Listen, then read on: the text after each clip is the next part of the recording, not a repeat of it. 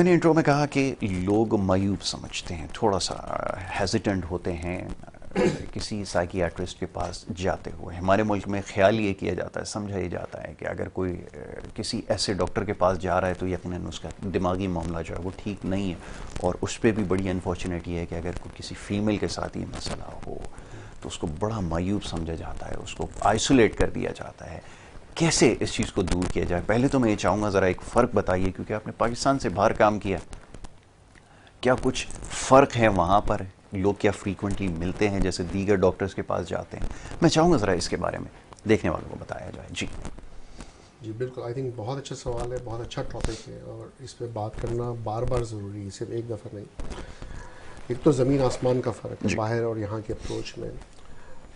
बाहर के मुल्कों में एक्चुअली फ़ख्र समझा जाता है, प्राउड फील किया जाता है अगर कोई कहता है ना कि मैं इस साइकियाट्रिस्ट के पास जा रहा हूँ, तो वो पूछते तुम किस साइकियाट्रिस्ट के पास जा रहे हो। जी, वो ये नहीं पूछते कि तुम जा रहे हो कि नहीं जा रहे साइकियाट्रिस्ट के पास, ये तुम क्यों किस जा रहे हैं? साइकियाट्रिस्ट के पास जा रहे हो, क्या पता मुझसे बेहतर साइकियाट्रिस्ट हो। जैसे यहाँ ब्रांड्स है ना कि मैंने जी सना सफीना से ड्रेस लिया है कि खाड़ी से लिया है कि किससे लिया है, तो वो कहते हैं जी आप किस ब्रांडेड साइकियाट्रिस्ट के पास जा रहे हैं। तो वो ये अज्यूम करते हैं पहले से ही कि कोई ना कोई कॉन्फ्लिक्ट या प्रॉब्लम किसी के दिमाग में चल रहे हैं, परेशानी है। जी और क्यों नहीं, हर इंसान परेशानियों से गुजरता है। जी और अब मसला ये है कि अगर हमारे अंदर कॉन्फ्लिक्ट है या उसकी वजह से थोड़ी सी एंजाइटी है या परेशानी या बेचैनी आ जाती है या फिर मायूसी आ जाती है, पूरी ज़िंदगी में ऐसा होता है नाउ एंड देन कि इंसान प्रॉब्लम से गुजरता है। राइट। और मेरे हिसाब से हमारी नेशन को देखते हुए तकरीबन हर दूसरा इंसान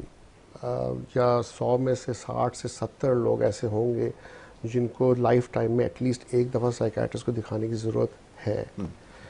और जबकि मेरा समझना ये है कि जब लोग आते हैं तो वो छुप छुप के आते हैं, बताना नहीं चाहते, फैमिली को नहीं बताना चाहते। कोई लड़की लेके आते हैं, अपनी बेटी को लेके आते हैं, बहन को लेके आते हैं, तो परेशान होते हैं कि इसकी खबर पता चल जाएगी तो उसकी शादी नहीं होगी, या अगर शादी हुई है तो फिर आप उसको छुपा के ला रहे हैं इन लॉज से, अभी भी शादी हुई है, ऐसी हो गई है, आप ट्रीट करें, लेकिन हमें उसको नहीं पता चलना चाहिए कि दवाइयाँ ले रही है। और वाइस वर्सा लड़कों के हवाले से भी यही है। और मैं ओपनली कहता हूँ लोगों से कि आप बताएं, इसलिए कि आप किसी और की ज़िंदगी ख़राब ना करें।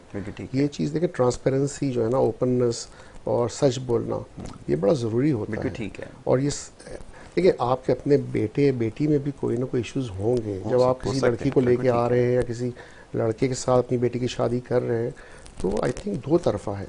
हमारी जीन्स जो है, जो हमें मिली अपने माँ बाप से या दादा दादी से या नाना नानी से, अपने फैमिली से, उस जीन्स से जो है ना बहुत तरह की बीमारियां भी मिलती हैं और छाइयाँ भी मिलती हैं, स्ट्रेंथ्स भी मिलती है, वीकनेसेस भी मिलती हैं।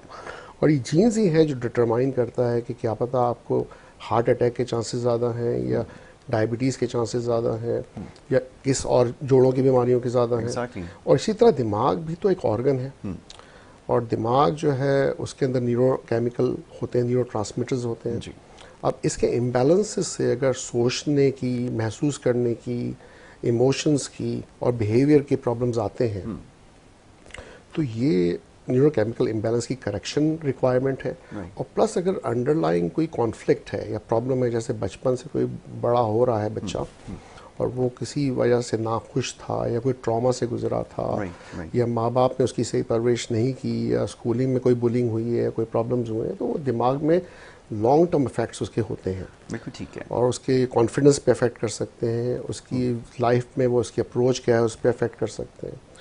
तो ये चीज़ों को जब आप बाद में चल के देखते हैं कि वो सही से परफॉर्म नहीं कर रहा वर्क पे, काम पे, घर पे, रिलेशनशिप्स पे, तो फिर उसको चाहिए कि हेल्प ले। क्यों अपनी ज़िंदगी इसी तरह गुजारता रहे कि वो कॉन्फिडेंट नहीं है या दबा हुआ है, और फिर एक दफ़ा अगर हेल्प ले लेता है, वो उस लेवल से ऊपर आ जाता है, तो ये नहीं कि वो सिर्फ फीलिंग उसकी बेहतर होगी, वो खुश होगा, मायूसी से निकलेगा, घबराहट बेचैनी से निकलेगा, बल्कि ओवरऑल उसकी परफॉर्मेंस अपनी लाइफ में बेहतर होगी। अपने करीबी, जैसे उसके माँ बाप हैं, बीवी है, बहन भाई है, वो भी फ़र्क देखेंगे। काम में उसका बॉस देखेगा कि हाँ ये परफॉर्मेंस अच्छी कर रहा है, तो और वो प्रोग्रेस करेगा अपने लेवल्स पे जहाँ पे वो आगे जाना चाहता है। तो ये कि उसके फ़ायदे ही फ़ायदे हैं। बिल्कुल ठीक है। और इसमें डरने की कोई ज़रूरत नहीं है, घबराने की कोई ज़रूरत नहीं कि आप साइकियाट्रिस्ट के पास क्यों आ रहे हैं। आई बिल्कुल थिंक ठीक है, ये बड़ी इंपॉर्टेंट चीज़ है। और दूसरी बात ये समझ